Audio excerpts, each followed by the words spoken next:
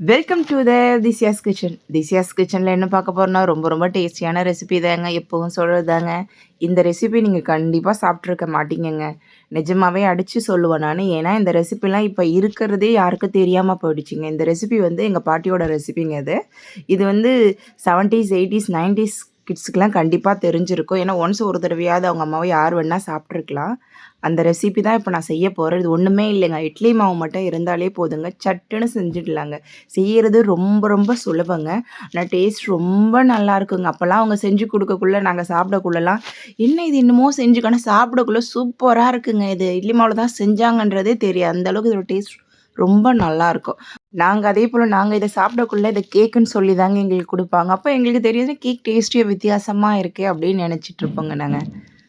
ஆனால் இப்போ தாங்க தெரியுது அது இட்லி மாவில் செஞ்சாங்கன்னு சொல்லிட்டு நான் இது ரெசிபி நான் கேட்டு தெரிஞ்சுட்டு தான் நான் இப்போ வீடியோவாகவே போடுறேங்க நான். வாங்க இது எப்படி செய்கிறதுன்னு வீடியோக்குள்ளே போய் பார்க்கலாம். இது செய்யறதுக்கு ஃபஸ்ட்டு புளிப்பில்லாத இட்லி மாவை எடுத்துக்கங்க. நல்லா இந்த மாதிரி பதத்துக்கு இருக்கணும். இட்லி மாவு அதே சமயம் நல்ல பதத்தில் இருக்கணுங்க. நம்ம கடையில் வாங்குறது இட்லி மாவு எப்படி இருக்கோ ஏதா இருக்கும்னு தெரியாது. நான் இது வீட்டில் அரைச்சது நல்லா பஞ்சு மாதிரி வரும் இட்லி. அதனால் நான் கான்ஃபிடண்ட்டாக இதை எடுத்திருக்கேன். இட்லி மாவு நல்லா இருந்தால் மட்டும் இதை ட்ரை பண்ணி பாருங்கள். இல்லைனா நல்லா இருக்காது. அதுக்காக சொல்கிறேன். இட்லி மாவு ஏன்னா இட்லி ஊற்றி எடுக்கக்குள்ள நல்லா சாஃப்டாக இருக்கும். நல்லா பஞ்சு மாதிரி இருந்தால் தான் சாப்பிடக்குள்ள ரொம்ப நல்லாயிருக்கும். இப்போ இந்த மாவு கூட நம்ம இனிப்புக்காக ஒரு 3/4 கப் அளவு நாட்டு சர்க்கரை சேர்க்க போகிறோம். எங்கள் பாட்டி வந்து கருப்பட்டி சேர்ப்பாங்கங்க. நான் வந்து நாட்டு சர்க்கரை சேர்க்குறேன். கருப்பட்டி சேர்த்து சேர்க்கல இன்னும் டேஸ்ட் ரொம்ப நல்லா இருக்குங்க. உங்களுக்கு ஸ்வீட் அதிகமாக பிடிக்குனாக்கா 1 கப் அளவு கூட கருப்பட்டி சேர்த்துக்குங்க. இதில் வாசனைக்காக ஒரு 5 ஏலக்காவை நல்லா இடிச்சா போல் சேர்த்துக்கிறேங்க. இதே போல் சேர்த்துக்குங்க. ஒரு 5 ஏலக்காய் கரெக்டாக இருக்கும். சேர்த்துட்டு இப்போ இது எல்லாத்தையும் நல்லா மிக்ஸ் பண்ணி விட்டுக்கலாங்க.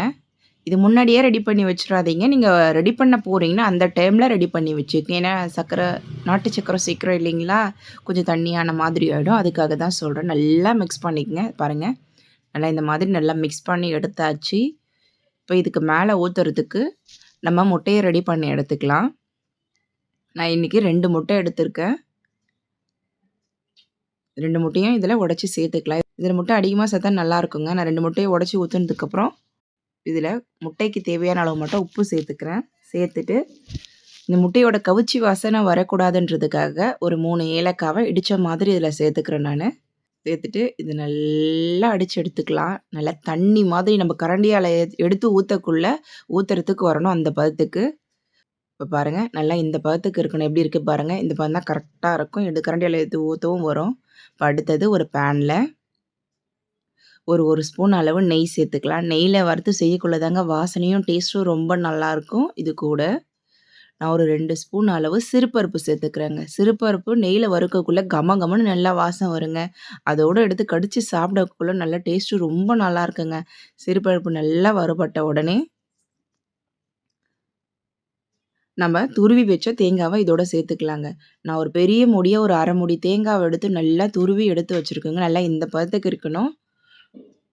இந்த மாதிரி துருவி சேர்த்திங்கன்னா நல்லாயிருக்கும். தேங்காய் பெருசும் சின்னதுமா இருந்தால் அந்தளவுக்கு நல்லா இருக்காதுங்க. இந்த மாதிரி நல்லா குட்டி குட்டியாக துருவி எடுத்துங்க. அப்போ தான் கரெக்டாக இருக்கும். தேங்காவை நல்லா பொன்னிறமாக வர்ற வரைக்கும் வதக்கி எடுத்துக்கலாங்க. தேங்காவை எந்த அளவுக்கு வறுத்து எடுக்கிறீங்களோ அந்த அளவுக்கு இதோட டேஸ்ட்டும் வாசனையும் ரொம்ப நல்லா இருக்குங்க. தேங்காய் வறுக்கிறது மெயினான ஒன்றுங்க. இப்போ இது கூடவே ஒரு 10 முந்திரியை நல்லா உடச்சி சேர்த்துக்கிறேங்க நான். உங்ககிட்ட திராட்சை இருந்துச்சுன்னா திராட்சையும் கூடவே சேர்த்துக்குங்க. அதுவும் டேஸ்ட் ரொம்ப நல்லாயிருக்கும். ஆயா செய்யக்குள்ள கண்டிப்பாக அதை சேர்க்காமலே இருக்க மாட்டாங்க. திராட்சையும் சேர்த்து தான் செய்வாங்க. என்கிட்ட இல்லை இப்போ, அதனால நான் சேர்க்கல. இப்போ தேங்காவை நல்லா பொன்னிறமாக வந்ததுக்கப்புறம் நம்ம ஏலக்காவை தூவி அடுப்பை ஆஃப் பண்ணிடலாங்க. தேங்காய் வறுபடுறது தான் டேஸ்ட்டும் ஸ்மெல்லும் நல்லாயிருக்கும். இப்போ பாருங்கள், தேங்காய் நல்லா வறுபட்டுடுச்சு. இந்த ஸ்டேஜில் நம்ம கொஞ்சமாக இடித்து வச்ச ஒரு 4 ஏலக்காய் இருக்குது, அதையும் இதோட சேர்த்து நல்லா மிக்ஸ் பண்ண மாதிரி அடுப்பை ஆஃப் பண்ணிடலாம். ஏலக்காய் கொஞ்சம் இதில் மிச்சமாகவே சேர்த்துக்குங்க. டேஸ்ட் ரொம்ப நல்லாயிருக்கும். உங்களுக்கு இப்படி சேர்க்க பிடிக்கலைனாக்கா நல்லா பவுடர் ஆக்கி கூட சேர்த்துக்குங்க. ஏலக்காவை சேர்த்துட்டு நல்லா மிக்ஸ் பண்ணி விட்ட மாதிரி அடுப்பு ஆஃப் பண்ணிடலாம். இப்போ இட்லி சட்டி அடுப்பில் வச்சுக்கலாம். நடுவில் ஒரே ஒரு கொத்து மட்டும் வச்சுக்கோங்க. அதே போல் இட்லி சட்டியில் தண்ணி நல்லா கொதிக்கணுங்க. நம்ம மாவை ரெடி பண்ணி வைக்கக்குள்ள இப்போ நல்லா கொதிக்க ஆரம்பிச்சிடுச்சு. இப்போ மாவை ரெடி பண்ணிக்கலாம். நம்ம கேக் செய்வோம் இல்லைங்களா, கேக் பேனை, அதில் உள்பக்கம் ஃபுல்லாக நெய்யால் தடவிக்கிங்க. அப்போ தான் எடுக்கக்குள்ளே கரெக்டாக வரும். அதுக்காக தான் இப்போ நான் அடியில் கொஞ்சமாக தேங்காயும் முந்திரியும் சேர்த்துட்டு நம்ம ரெடி பண்ணி வச்ச மாவ 2 தடவ மாவு சேர்க்கணுங்க. அதுக்கேத்த மாரி நீ சேர்த்துக்குங்க. நான் 2 தடவையா ஊத்துவேன். இது ஃபர்ஸ்ட் டைமு. இன்னொரு தடவ ஊத்துவோம் நம்ப. அதுக்கேத்த மாரி மாவ சரிபாகமா பிரிச்சுக்கங்க. பாருங்க. இது முதல் தடவ நம்ம ஊத்தியாச்சு. ஊத்துனதுக்கப்புறம் இதுக்கு மேல நம்ம வறுத்து வச்சோம் இல்லைங்களா தேங்கா, அந்த தேங்காவ சேர்த்துக்கலாம். தேங்காய் எவ்வளோக்கு எவ்வளோ சேர்க்குறீங்களோ நல்லாயிருக்குங்க. திரும்ப திரும்ப சொல்றேன்னு நெனைக்காதீங்க. தேங்காய் நெறைய சேர்த்தீங்கன்னா சாப்பிடக்குள்ள ஒரு ஒரு பைட்டுக்கும் சூப்பரா இருக்கும். அதுக்காக தான் சொல்றேன். தேங்காய் நெறைய சேர்த்துட்டு, இப்ப இதுக்கு மேல நம்ம முட்டை ரெடி பண்ணி வச்சோம் இல்லைங்களா?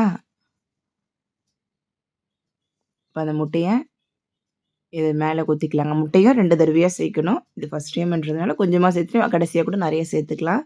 அவ்வளோதான். இப்ப இது இட்லி சட்டியில எடுத்து வச்சுக்கலாம். எடுத்து வச்சாச்சுங்க.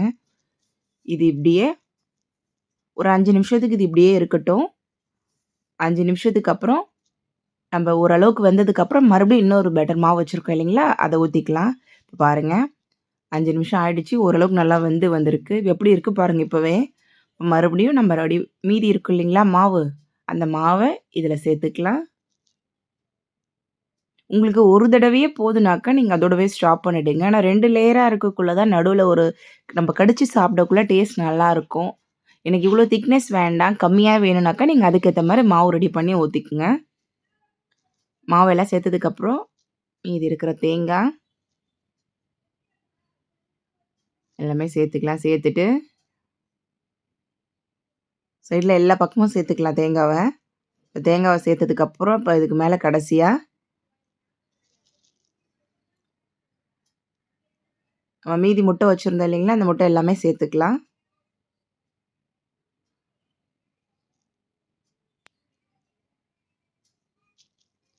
இதில எனக்கு முட்டை சேர்க்க விருப்பம் இல்ல அப்படின்னு நெனச்சீங்கனாக்கா, நீங்க முட்டைய ஸ்கிப் பண்ணிட்டு கூட செய்யலாம். அதுவும் நல்லாருக்கும். ஆனா முட்டையோட சாப்பிடக்குள்ள தாங்க நல்லாருக்கும். இப்ப முட்டைய சேர்த்ததுக்கப்புறம், இப்ப நம்ம இத மூடி போட்டு மூடிடலாம். மூடி போட்டு மூடி ஒரு 10லேருந்து 15 நிமிஷம் இடையே நல்லா வேகட்டும். இடையில இடையில தொறந்து நம்ம செக் பண்ணி பார்த்துக்கலாம் வெந்துடுச்சா என்னன்னு சொல்லிட்டு. ஏன்னா திக்னஸ் அதிகமா இருக்கு இல்லையா? இப்ப பாருங்க 10 நிமிஷம் ஆயிடுச்சு. நான் இப்ப செக் பண்ணி பார்க்குறேன் வெந்துடுச்சா இல்லையான்னு சொல்லிட்டு. இப்ப பாருங்க ஒரு கத்தியால குத்தி பார்க்குறேன். பாருங்க. அடியில கொஞ்சமா மாவு இருக்கு. அப்ப இன்னும் வேகலன்னு அர்த்தம். இந்த பக்கம் குத்தி பார்க்கலாம். இப்பயும் பாருங்க கொஞ்சமா மாவு இருக்கு. நெறைய இல்ல கொஞ்சமா இருக்கு. இன்னொரு 5 நிமிஷம் இப்படியே இருக்கட்டும் இது. இப்ப பாருங்க மறுபடியும் ஒரு கத்தியால நான் குத்தி பார்க்குறேன். மாவு ஒட்டல. போன தடவ ஒட்டுன அளவுக்கு இந்த அளவுக்கு ஒட்டல. அவ்வளோதான் ரெடி ஆயிடுச்சு. எடுத்துடலாம். இப்ப பாருங்க எடுத்தாச்சு. இது நல்லா ஆறட்டும். ஆறி தனியா அந்த கேக் தனியா வரணும். அந்த மாதிரி ஆறணும். சூடா இருந்தா வராது. அதுக்காக சொல்றேன். இதுக்கு மேல கொஞ்சமா நான் தேங்காய் சேர்த்துருக்கேன். எடுத்து வச்சிருக்கேன் தேங்காவ. பார்க்குறதுக்கு அழகா இருக்கும். டேஸ்ட்டுக்கும் நல்லாருக்கும். அதுக்காக தான்.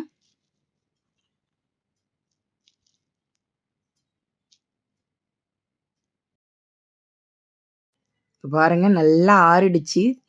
தனியா வர ஆரம்பிச்சுருச்சு நம்மளோட கேக்கு. இப்ப இது ஒரு பிளேட்டுக்கு மாத்திக்கலாம். பாருங்க எப்படி வந்திருக்கு பாருங்க. ஐயோ! நல்லா ஸ்பான்ஜியா நல்லா சூப்பரா இருக்குங்க. ஸ்மெல்லே நல்லா இருக்குங்க. நீங்க எடுக்கிற இட்லி மாவு மட்டும் கரெக்ட்டா எடுத்தீங்கனாக்கா, ரொம்ப டேஸ்ட் நல்லா இருக்குங்க. நல்லா ஸ்மெல்லே சூப்பரா கம கமன்னு இருக்குங்க. அந்த ஏலக்காய், தேங்காவோட வாசனையெல்லாம் சேர்த்து திருப்பி காட்டுறேன் பாருங்க. எவ்வளோ பஞ்சு மாதிரி இருக்கு பாருங்க. இதோட டேஸ்ட்டும் ரொம்ப நல்லா இருக்குங்க. கண்டிப்பா இந்த வித்தியாசமா இருக்கும்னு நெனைக்காதீங்க. ஒரு தடவ இந்த மாரி ட்ரை பண்ணி பாருங்களேன். குழந்தைங்க சாப்பிட்டாங்கன்னா அடிக்கடி செஞ்சு குடுங்க. அதுக்காக சொல்றேன் நானு. ஒரு தடவ ட்ரை பண்ணி பாருங்க. இது மேல கொஞ்சமா மறுபடியும் நான் தேங்காய் சேர்த்துக்கிறேன்.